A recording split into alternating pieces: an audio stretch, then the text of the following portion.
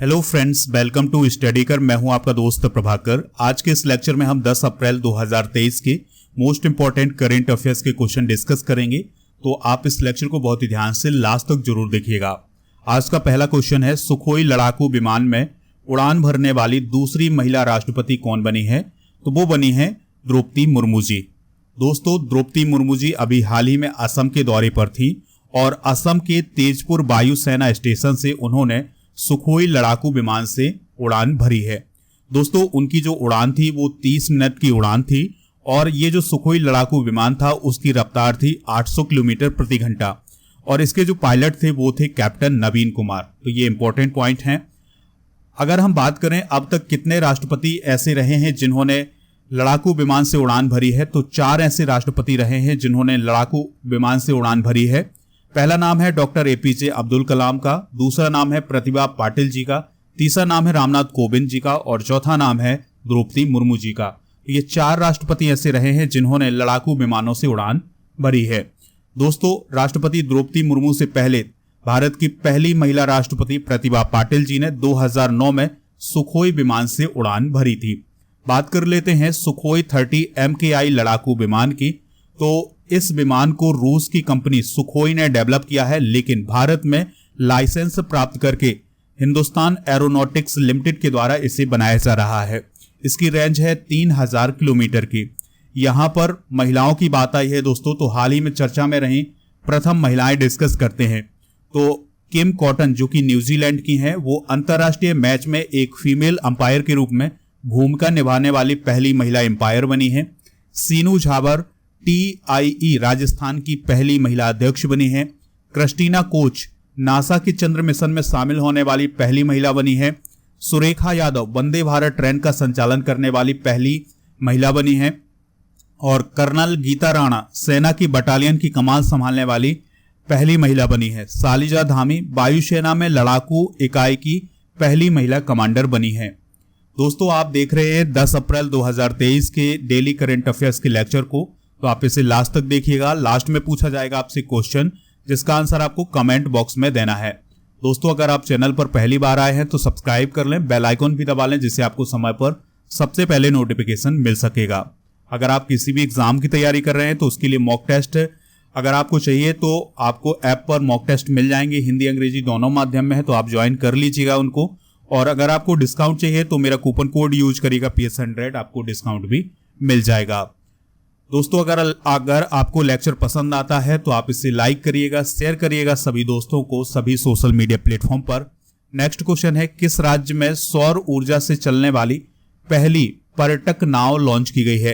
तो ये नाव लॉन्च की गई है केरल में।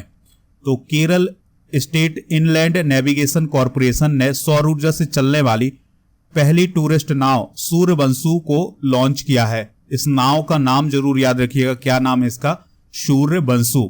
दोस्तों, यह नाव 27 किलोवाट ऊर्जा उत्पादित कर सकती है और इस नाव को 3.95 करोड़ रुपए की लागत से बनाया गया है और इसे श्रीलंका में बनाया गया है। केरल की बात आई है तो कैपिटल है तिरुवनंतपुरम, राज्यपाल है आरिफ मोहम्मद खान, मुख्यमंत्री हैं पिनाराई विजयन। इसकी स्थापना 1 नवंबर 1956 को हुई थी। अभी हाल ही में MT वासुदेवन नायर को केरल का सर्वोच्च नागरिक सम्मान केरल ज्योति प्रदान किया गया है। NGT के द्वारा केरल सरकार पर अभी हाल ही में 10 करोड़ का जुर्माना लगाया गया है क्योंकि केरल सरकार के द्वारा रामसर स्थलों की सुरक्षा ठीक ढंग से नहीं की गई थी। अभी हाल ही में एक साक्षरता पर रिपोर्ट जारी की गई थी जिसमें केरल सबसे अधिक साक्षर राज्य है। यहाँ की साक्षरता है 94%। सबसे कम साक्षरता है बिहार की 61.8%। केरल की महिलाओं ने अभी हाल ही में अट्टुकल पोंगल त्योहार मनाया है। केरल की क्षेत्रीय भाषा है मलयालम। तो मलयालम में फैसला प्रकाशित करने वाला पहला हाईकोर्ट केरल का हाईकोर्ट बना है। केरल अगले 2 वर्षों में ग्रीन हाइड्रोजन हब स्थापित करेगा। तो यह घोषणा सरकार के द्वारा की गई थी। दृष्टिहीनता निवारण सप्ताह 2023 कब से कब तक मनाया जाता है? तो यह 1 से 7 अप्रैल तक मनाया जाता है। दोस्तों, भारत सरकार ने नेत्रहीनों के बारे में जागरूकता बढ़ाने के लिए दृष्टिहीनता निवारण सप्ताह का आयोजन किया है। 2023 की थीम क्या है? The right to sight. याद रखिएगा, 1960 में प्रथम स्वास्थ्य मंत्री कौन थी? राजकुमारी अमृत कौर, तो उनके द्वारा दृष्टिहीनता निवारण सप्ताह का आयोजन किया गया था। दोस्तों नेत्र से रिलेटेड कुछ इंपॉर्टेंट पॉइंट डिस्कस करते हैं जो कि एसएससी में पूछे गए क्वेश्चन है, तो आप इन्हें नोट कर सकते हैं। कैमरे में किस प्रकार का लेंस उपयोग में लाया जाता है? तो उत्तल लेंस उपयोग में लाया जाता है। यहां पर आप दो प्रकार के लेंस देख पा रहे हैं। तो इस प्रकार की जो आकृति होती है वो उत्तल लेंस की होती है और ये जो आकृति है ये अवतल लेंस की होती है। दोस्तों मानव की आंख वस्तु का प्रतिबिंब किस भाग पर बनाती है? रेटिना पर। आंख के किस भाग द्वारा आंख में प्रवेश करने वाले प्रकाश की मात्रा नियंत्रित होती है? आइरिस के द्वारा। और नेत्र दान में दाता की आंख के किस हिस्से को प्रतिरोपित किया जाता है? कॉर्निया को। स्वस्थ नेत्र के लिए स्पष्ट दृष्टि की न्यूनतम दूरी कितनी होती है? 25 सेंटीमीटर। यदि कोई व्यक्ति दूर की वस्तुओं को स्पष्ट नहीं देख सकता है तो उसकी दृष्टि में कौन सा दोष होगा? निकट दृष्टि दोष। दोस्तों दूर दृष्टि दोष से पीड़ित व्यक्ति के चश्मे में कौन सा लेंस उपयोग किया जाता है? उत्तल लेंस। सुब्बी सुब्रमण्यम किस देश की एयरफोर्स में वारंट ऑफिसर बने हैं? तो ये यूनाइटेड किंगडम की एयरफोर्स में वारंट ऑफिसर बने हैं। दोस्तों वो यूनाइटेड किंगडम की रॉयल एयरफोर्स में जो वारंट ऑफिसर बने हैं वो इस पद पर रहने के बाद वायुसेना के प्रमुख को सलाह देने का काम कर सकेंगे। बात आई है यूनाइटेड किंगडम की, तो दोस्तों यह उत्तर पश्चिमी तट पर स्थित है यूरोप महाद्वीप के। प्रधानमंत्री हैं ऋषि सुनक, कैपिटल है लंदन और यहाँ की करेंसी है ब्रिटिश पाउंड और यहाँ के जो प्रमुख हैं वो हैं किंग चार्ल्स तृतीय। दोस्तों यहाँ पर आप यूनाइटेड किंगडम का मैप देख सकते हैं। यूनाइटेड किंगडम के अंतर्गत इंग्लैंड, स्कॉटलैंड, नॉर्दर्न आयरलैंड और वेल्स आते हैं। ये क्वेश्चन भी कई बार एग्जाम में पूछा गया है। हाल ही में हुई कुछ अंतरराष्ट्रीय नियुक्तियां भी डिस्कस करते हैं क्योंकि यहां पर नियुक्ति की बात आई थी। तो रिचर्ड वर्मा को अमेरिका की सीनेट ने प्रबंधन और संसाधन के लिए उप महासचिव के रूप में नियुक्त किया है। यूएई के राष्ट्रपति शेख मोहम्मद बिन जायद अल नाहयान ने अपने भाई शेख मंसूर बिन जायद अल नाहयान को देश का उपराष्ट्रपति बनाया है। डिल्मा रूसेफ जो है वो न्यू डेवलपमेंट बैंक की नई अध्यक्ष बनी है। नेपाल के नए राष्ट्रपति हैं रामचंद्र पैडोल, इनकी अभी हाल ही में नियुक्ति की गई है। शी जिनपिंग ने चीन के राष्ट्रपति के रूप में अपना तीसरा कार्यकाल शुरू किया है और आमिर तमीम ने अभी हाल ही में शेख मोहम्मद को कतर का नया प्रधानमंत्री नियुक्त किया है। अगला क्वेश्चन है यूरोपीय फुटबॉल संघों के संघ यानी union of European football association के अध्यक्ष कौन बने हैं? तो वो बने हैं अलेक्जेंडर सैफरिन। तो दोस्तों वो अभी निर्विरोध अध्यक्ष चुने गए हैं। वो पहली बार 2016 में यूईएफए के अध्यक्ष बने थे। यहां पर खेल संस्थाओं की बात आई है तो उनके अध्यक्ष डिस्कस करते हैं। जैसे आईसीसी के अध्यक्ष कौन है? ग्रेग बार्कले हैं।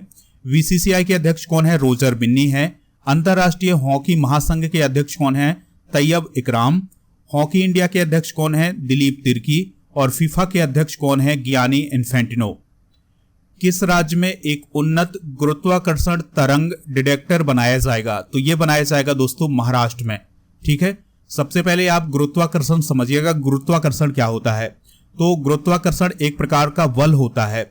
जब कोई भी वस्तु किसी भी दूसरे वस्तु को अपनी ओर आकर्षित करती है तो इसे गुरुत्वाकर्षण बल बोलते हैं।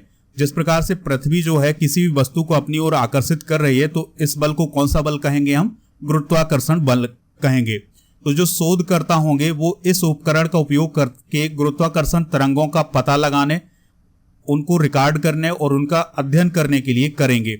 इस परियोजना को 2016 में भारत सरकार के द्वारा अनुमोदित किया गया था। महाराष्ट्र की बात आई है तो कैपिटल है मुंबई।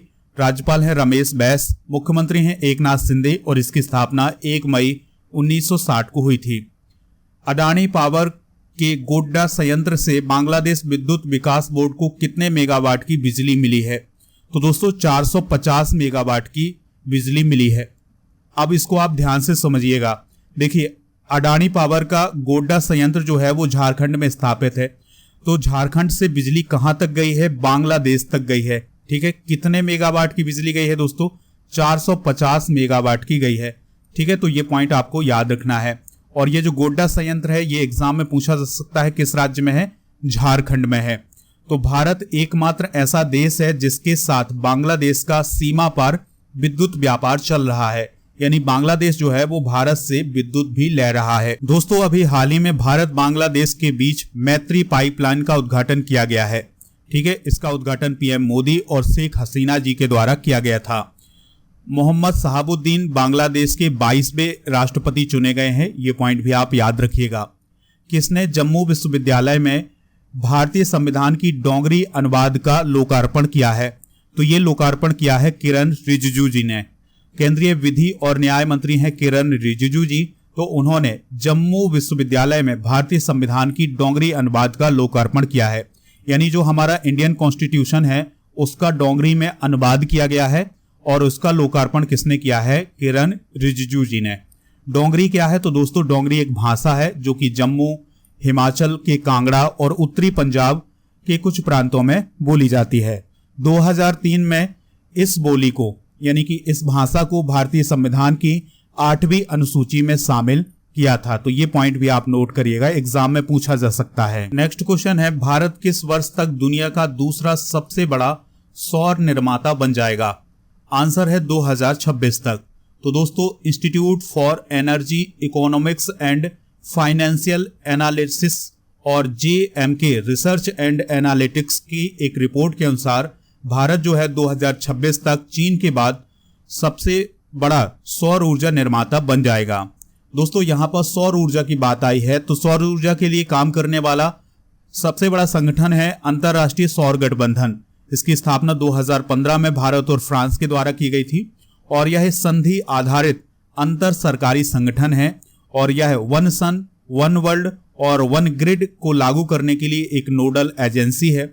इसका मुख्यालय है गुरुग्राम, हरियाणा में। नेक्स्ट क्वेश्चन है, लास्ट क्वेश्चन है दोस्तों, अमेरिकी वित्त में 100 सबसे प्रभावशाली महिलाओं की सूची में भारतीय मूल की कितनी महिलाएं शामिल हैं? तो 5 महिलाएं शामिल हैं और बैरन के द्वारा ये रिपोर्ट जारी की गई है। तो 100 महिलाओं में 5 भारतीय मूल की महिलाएं हैं। अगर ये महिलाएं बात करें कौन कौन सी महिलाएं हैं तो अनु अयंगर हैं, रूपल जे भंसाली हैं, सोनल देसाई हैं, मीना फ्लाइन है और सविता सुब्रमण्यम है। तो ये 5 महिलाएं जो हैं वो यूएस फाइनेंस में 100 सबसे प्रभावशाली महिलाओं में शामिल हैं। अगर यहां पर बात आई है सूची की तो दोस्तों मुकेश अंबानी को फोर्ब्स बिलियनियर 2023 सूची में सबसे अमीर खिलाड़ी मालिक के रूप में नॉमिनेट किया गया है और वर्ल्ड हैप्पीनेस सूचकांक 2023 में प्रथम स्थान पर कौन सा देश है? फिनलैंड है। और याद रखिएगा भारत का जो स्थान है वो कौन सा है? 126वां है। दोस्तों कल के करंट अफेयर्स को रिवाइज करते हैं, फिर इसके बाद हम डिस्कस करेंगे जनरल नॉलेज के पिटारे को। लास्ट में पूछेंगे क्वेश्चन जिसका आंसर आपको कमेंट बॉक्स में देना है। कल का पहला क्वेश्चन था, गज उत्सव किस राज्य में आयोजित किया गया है? असम में। किस शहर में किराए के ई स्कूटर पर प्रतिबंध लगाने के लिए मतदान किया गया है? पेरिस में। युवा यूरोलॉजिस्ट पुरस्कार 2023 से किसे सम्मानित किया गया है? डॉक्टर नित्या अब्राहम को। इस्पात मंत्रालय ने ग्रीन स्टील के लिए कितनी टास्क फोर्स को मंजूरी दी है? 13 टास्क फोर्स को। ऑटोमोटिव टायर मैन्युफैक्चरर्स एसोसिएशन के नए अध्यक्ष कौन बने हैं? Anshuman Singhania. Eat right millet Mela कहां आयोजित किया गया है? जम्मू में। पानी के भीतर परमाणु हमला करने में सक्षम ड्रोन का परीक्षण किस देश ने किया है? उत्तर कोरिया ने। IPL 2023 में विकेट लेने वाले सबसे उम्रदराज गेंदबाज कौन बने हैं? अमित मिश्रा बने हैं।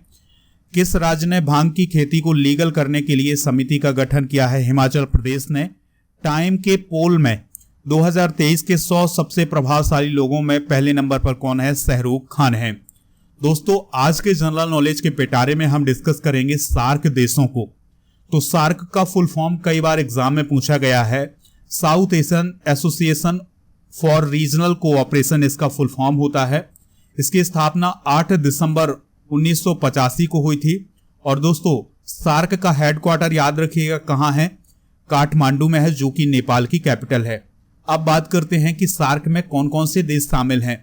तो अफगानिस्तान, पाकिस्तान, इंडिया और नेपाल, बांग्लादेश, भूटान और मालदीव और श्रीलंका, ये सभी सार्क देशों में शामिल हैं।